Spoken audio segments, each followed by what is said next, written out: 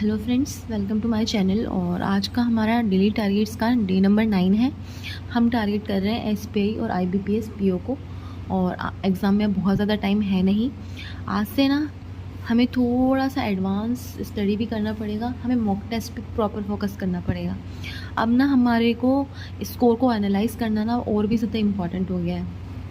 आज की वीडियो में ना हम ना थोड़ा सा एनालिसिस के बारे में भी समझेंगे। ओके, तो स्टार्ट करते हैं। देखो, वैसे तो हमारे पास, मैंने आपको बताया, हम सब्जेक्ट वाइज करते हैं, लेकिन आज का टारगेट ना एक है जो मेन आपको करना है, वो है फुल लेंथ का मॉक देना है।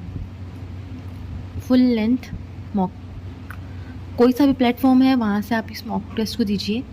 1 आवर का आपका मॉक टेस्ट होगा और उसके अलावा 2 आवर्स आपको लगेंगे एनालिसिस में।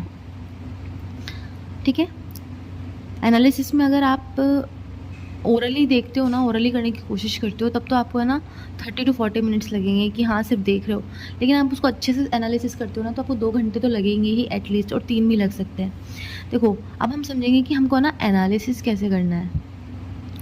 एनालिसिस करने के लिए ना, जैसे मान लो इंग्लिश का पेपर आप दे रहे हो। इंग्लिश के पेपर के अंदर आपने एक क्वेश्चन है जिसमें वोकैब का कोई क्वेश्चन है मान लो, और उसकी 4 ऑप्शन आपको दे रखे हैं, और आपका आंसर मान लो ये वाला है और आपको ये नहीं आता है, तो आप अपनी कॉपी में ना ये वाला वर्ड लिखोगे और इसकी मीनिंग लिखोगे। ठीक है, उसके अलावा आपको ये भी चेक करना है ये 3 वर्ड ये आपको आते हैं या नहीं आते हैं।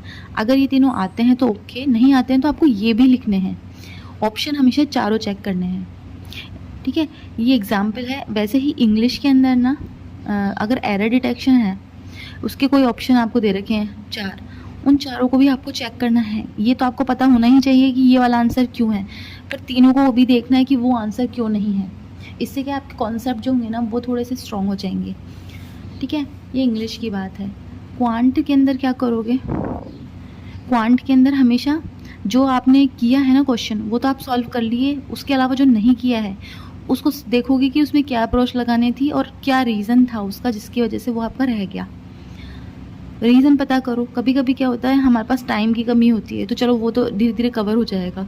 कॉन्सेप्ट नहीं है, कॉन्सेप्ट की कमी है, तो कॉन्सेप्ट दोबारा पढ़ो। या फिर है ना, कभी कभी ऐसा होता है कि है ना, जो आप सही करके आते हो ना, इसमें से है ना आपने ना तुक्के में सही कर दिया होता है।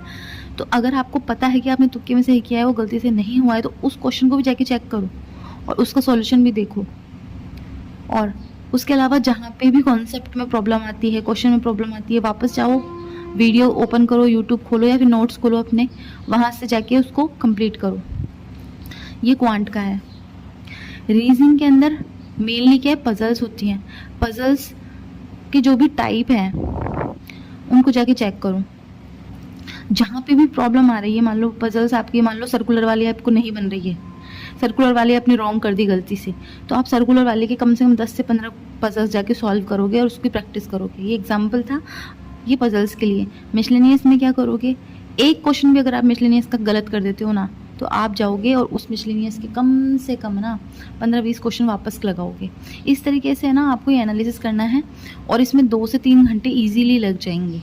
ठीक है, और आज का आपका टारगेट यही है। एक ही फुल लेंथ मॉक है, बहुत ज़्यादा टारगेट आज का कुछ भी नहीं है। 3 से 4 घंटे आज दिन है, उसके अलावा आपको थोड़ा सा रेस्ट करना है।